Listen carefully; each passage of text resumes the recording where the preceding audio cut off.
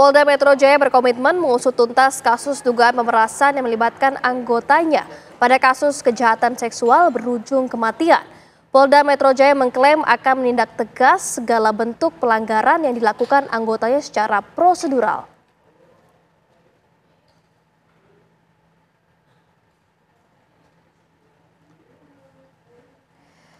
Polda Metro Jaya melakukan penyelidikan mengenai dugaan pelanggaran kode etik yang diduga dilakukan mantan Kasat Reskrim Polres Jakarta Selatan, AKBP Bintoro, dan 3 anggota lainnya. Menurut Kabid Propam Polda Metro Jaya, Kombes Rajo Aliyardi Harahap, mereka yang diselidiki telah dimutasi dari jabatannya dan telah dilakukan penempatan khusus di Bid Propam Polda Metro Jaya, serta akan segera menjalani sidang kode etik.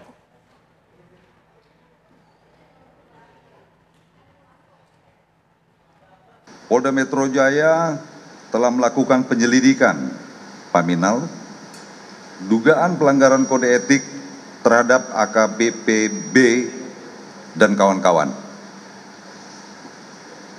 Terhadap yang bersangkutan dan 3 orang lainnya telah dimutasi dari jabatannya dan telah dilakukan penempatan khusus atau patsus di Bid Propam Polda Metro Jaya. Selanjutnya, Bid Propam Polda Metro Jaya akan menyelesaikan penyelidikan dan segera menyelenggarakan sidang kode etik. Kami juga telah melakukan klarifikasi terhadap korban dan menemukan dugaan keterlibatan pihak lain dalam kasus ini. Lalu bagaimana informasi terkini di Polda Metro Jaya? Sudah ada rekan Sekar Wanda di sana yang akan mengupdate informasinya langsung. Selamat siang Sekar Wanda, seperti apa update-nya? Silakan informasinya, Sekar. Ya, selamat siang Fatima, Ana, dan juga pemirsa. Pihak Polda Metro Jaya ini telah melakukan penyelidikan mengenai dugaan pelanggaran kode etik yang diduga dilakukan mantan Kasat Reskrim Polres Jakarta Selatan, yakni AKBP Bintoro, beserta 3 orang lainnya. Adapun menurut Kabid Prop Polda Metro Jaya, Kombes Pol Rajo Aliyardi ini telah mengungkapkan bahwa mereka yang telah diselidiki ini telah dimutasi dari jabatannya dan saat ini akan melangsungkan atau segera melakukan sidang kode etik. Adapun Bid Propam juga menemukan dugaan adanya keterlibatan pihak lain berdasarkan keterangan dari 2 tersangka pembunuhan, yakni Arif Nugroho dan juga Bayu Hartanto, yang juga diduga merupakan korban pemerasan. Dalam kasus ini, Polda Metro Jaya juga telah menerima laporan tindak pidana penipuan, penggelapan dan juga pencucian uang pada tanggal 27 Januari 2025 yang dilaporkan oleh pihak kuasa hukum korban dengan nomor LPP 612, terlapornya saudari SEDH. Memang kasus ini bermula dari seorang remaja yang berusia 16 tahun yang berinisial FA yang diduga tewas dikarenakan dicekoki oleh narkoba dan dilecehkan oleh sejumlah pria di hotel di kawasan Senopati, Jakarta Selatan pada April 2024 lalu. Polisi kemudian segera menangkap 2 tersangka, yakni Arif Nugroho dan juga Bayu Hartanto, dan menjerat dengan 3 pasal sekaligus. Adapun dari pihak orang tua korban ini berharap agar segera diselesaikan kasus pelecehan yang menimpa korban ini. Adapun pihak Polda Metro Jaya melalui Div Propam ini juga menegaskan akan berkomitmen untuk menuntaskan kasus pembunuhan dan juga pelecehan seksual yang juga memiliki keterkaitan dengan pemerasan yang diduga dilakukan oleh AKBP Bintoro. Polda Metro Jaya juga akan menindak tegas segala bentuk pelanggaran yang dilakukan oleh anggota secara profesional dan juga prosedur. Adapun pada hari ini dari pihak Polda Metro Jaya juga akan menyelenggarakan konferensi pers mengenai pengungkapan tindak pidana kasus pelecehan seksual yang akan dilangsungkan pada pukul 13.30 waktu Indonesia Barat yang akan dihadiri oleh Ditreskrimum dan juga Kabid Humas Polda Metro Jaya. Untuk sementara Fatima, saya kembalikan ke studio. Baik, terima kasih Sekar Wanda, informasinya langsung dari Polda Metro Jaya. Selamat kembali bertugas. Ya pemirsa, kasus yang dugaan pelecehan seksual yang berujung kematian yang melibatkan anak pemilik laboratorium medis menjadi sorotan karena menjerat polisi hingga pengacara. Semua pihak berharap kasus ini bisa diungkap secara terang-terangan.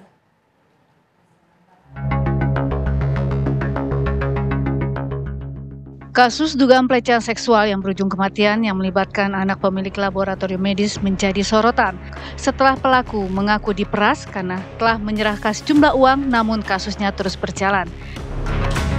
Kasus ini pun semakin rumit ketika kuasa hukum tersangka melaporkan Evelyn Dohar Hurtagalung, mantan kuasa hukum tersangka sebelumnya atas dugaan tindak penipuan. Menurut Perhimpunan Advokat Indonesia, kuasa hukum sebenarnya memiliki kode etik yang melarang advokat untuk menjanjikan kemenangan.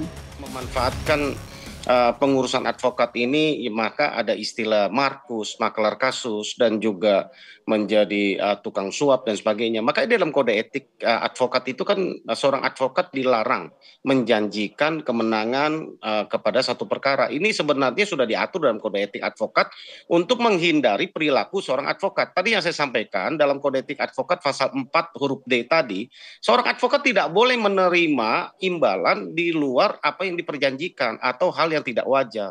Jadi memang ini rentan ya bahwa untuk melakukan hal-hal negatif yang melakukan penyuapan, melakukan mengurus perkara dengan cara cepat, dibungkus ke dalam perilaku-perilaku advokat itu sendiri ya, ke dalam fee advokat dan sebagainya. Itu sebabnya untuk mengatur transparansi harusnya ketika di awal menangani satu perkara itu jelas fee-nya berapa, honorariumnya berapa, kemudian biaya operasionalnya berapa, itu diperjanjikan sehingga polisi pasti akan masuk ke sana. Ya, berdasarkan perjanjian itu ada enggak? Berapa nilainya? Wajar tidak? Seorang advokat misalnya untuk mendampingi seorang klien yang ditahan mengurus di dalam satu Polres dibayar 20 miliar misalnya. Apa wajar apa tidak wajar?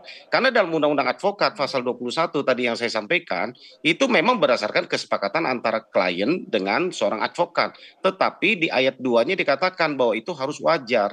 Arti wajar ini adalah bisa apakah sesuai, itu harus transparan. Penasihat Polri Irjen Arianto Sutadi menilai kasus ini adalah saat yang tepat untuk berbenah sistem hukum Indonesia. Polisinya kalau pemerasan, kan pasalnya sendiri, kalau pemerasan itu hukumannya lebih berat. Tapi kalau penyuapan itu kecil atau besar itu sama juga hukumannya berat, karena itu masuk dalam kasus korupsi kan gitu kan. Cuman kasus-kasus yang kayak gini ini jarang sekali terungkap gitu, diungkap sampai ke penyidikan pidana. Makanya saya pesan ya ini, gonjang-ganjing sekarang ini kesempatan baik untuk kita bebenah sistem hukum kita.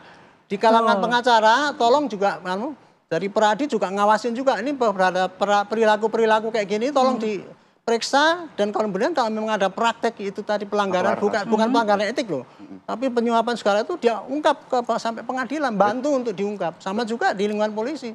Seperti kemarin disampaikan oleh Pak Anggota DPR, jangan sampai kalau kita ada pelanggaran etik sekarang ini berhenti di ini, dipacu, selesai, dipecat. Tapi pidana pemalsuannya itu penyuapannya itu tidak diproses. Betul. Publik akan menunggu. Jadi saya kira ini saat yang baik untuk benah-benah ya, baik di kalangan pengacara maupun di kalangan para penyidik itu. Sementara itu, kuasa hukum korban pun berharap kasus ini bisa diungkap secara terang benderang.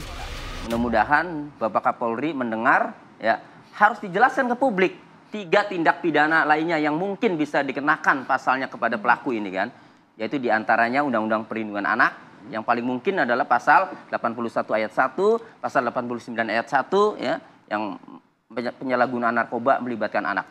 Dan yang lebih fatal lagi ini Undang-Undang Narkotika pasal 116 ayat 1. Menggunakan narkotika golongan 1. Golongan 1 itu bukan tanaman ya, karena itu ineks yang fakta itu ineks ya, dicekoki ineks dicampur minuman yang dicampur sabu itu, Pak. Ya. Jadi pasal 116 ayat 1 ya, menggunakan narkotika golongan 1 terhadap orang lain, arti terhadap itu orang lainnya tidak menghendaki, Pak. Berarti dicekoki. Ya. Atau memberikan narkoba kepada orang lain dan orang lain yang menggunakan. Itu menghendaki tetapi memberikan. Jadi ada 2, mencekoki dan memberikan, kan itu. Mengakibatkan korban ini, orang lain ini meninggal dunia, mati atau cacat permanen, maka dipidana dengan pidana mati atau pidana seumur hidup. Ini nggak pernah dimunculkan, Pak. Mudah-mudahan Bapak Kapolri mendengar ya. Tim TV One mengabarkan.